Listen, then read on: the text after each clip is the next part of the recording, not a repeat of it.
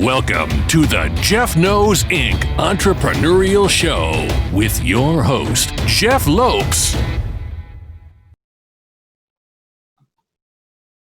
We are live on the Jeff Knows Inc. podcast. I'm your host, Jeff Lopes. We have a special guest today, Garrain Jones.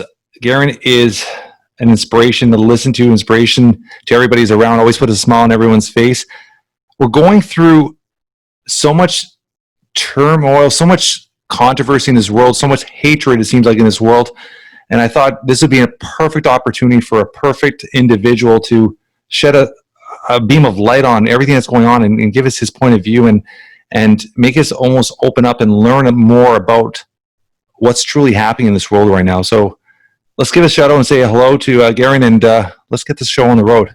Oh man, thank you. I'm so glad to be on here again. And I want to make a disclaimer right now that what I'm about to go into is not to make somebody feel wrong.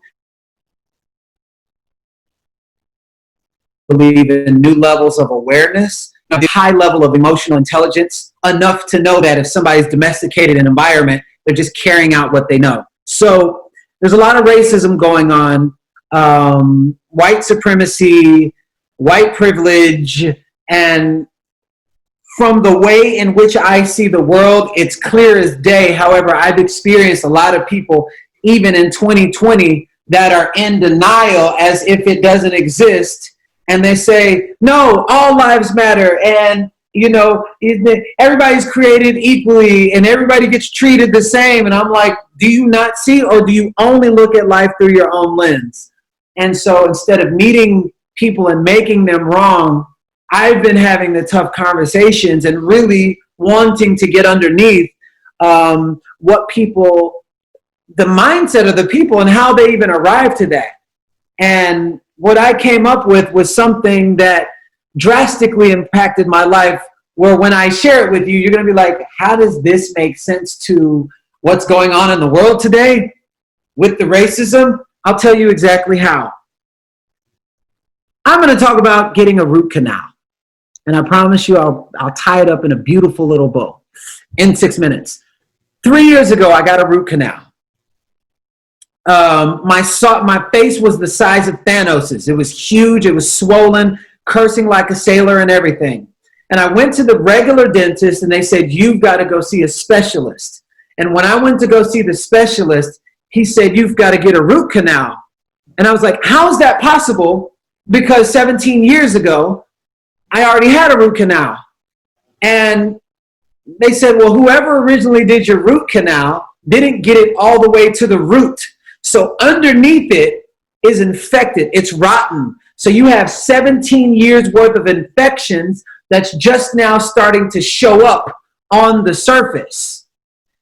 So without having insurance, I had to pay 10 times the cost, 10 times there was 10 times the work, and it was 10 times the pain. They had to saw half my jaw open to remove really at the root. And they said in terms of dentistry, it was 2 football fields worth of infections. And that's what's showing up on the surface. But what I know about anything that has to do with the root, if you cut a weed at the top, it will grow right back. If you cut it from the center, it will grow right back. But when you pull it from the root, only then can something else be planted so that you could potentially grow something else. Well, guess what? Our society needs a root canal. And I'm mainly talking about America. I don't know what it's like living in another country, but in America, where there was oppression against Black people, 400 years of slavery, systemic racism, white supremacy, all these different things, it's clear. It's been there. Well, the Constitution at the base, at the core, was written by slave owners. So Black people were never written in an inclusivity, inclusiveness. It wasn't, we were never written as a part of the Constitution because they were slave owners. If you listen to the third sonnet of the Star Spangled Banner. It's in celebration of what they did to black people. They won't show this anymore, but if you look at the original poem, Francis Scott Key, the original poem, the third part talks about black people. So the whole thing is about in celebration of the slavery of black people. But they don't teach you this in school. Of course they don't. So the Constitution was never including black people. Well, that Constitution has never changed at the core, which means all of the freedom and all of the equal rights is built on the foundation of a rotten core, kind of like my tooth.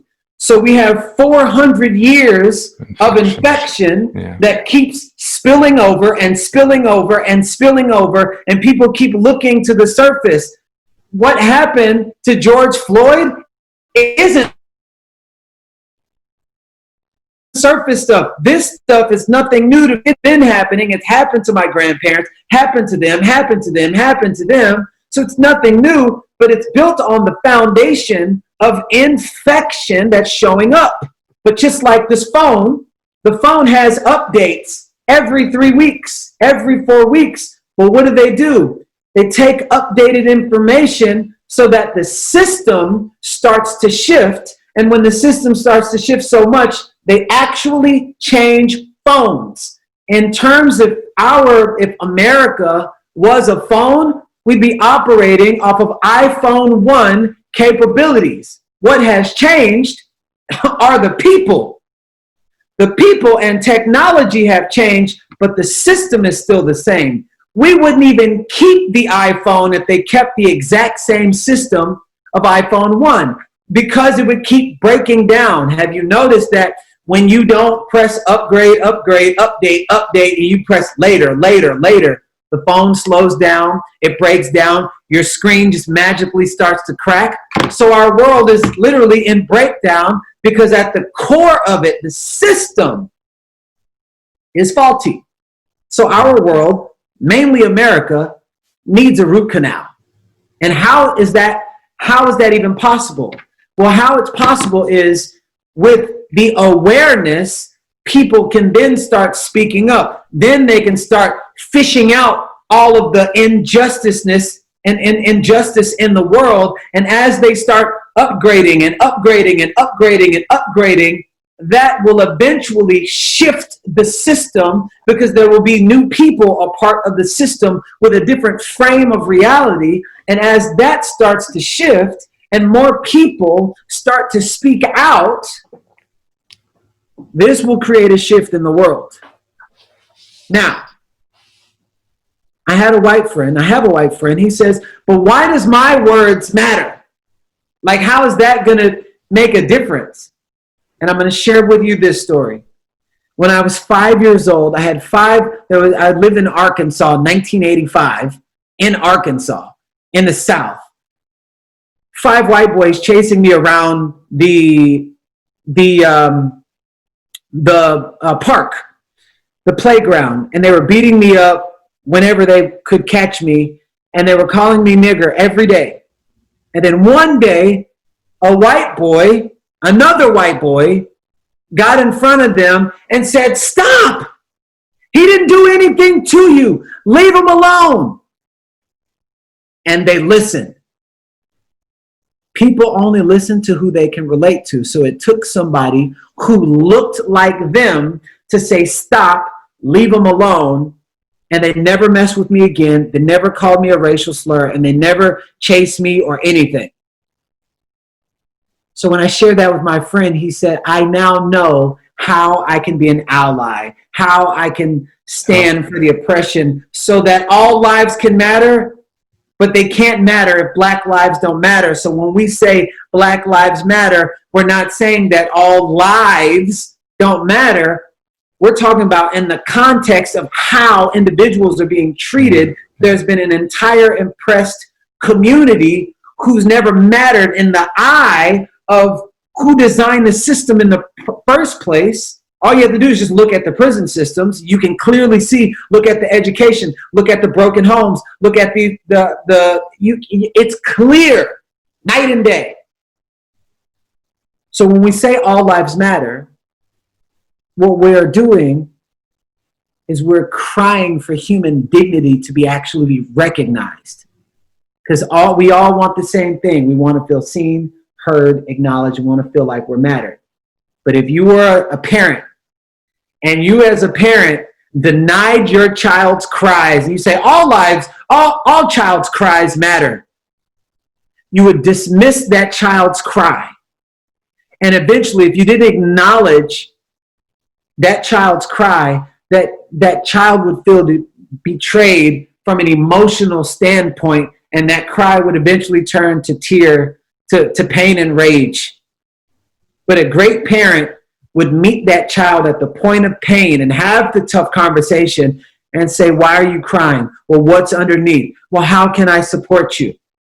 So when you hear Black Lives Matter,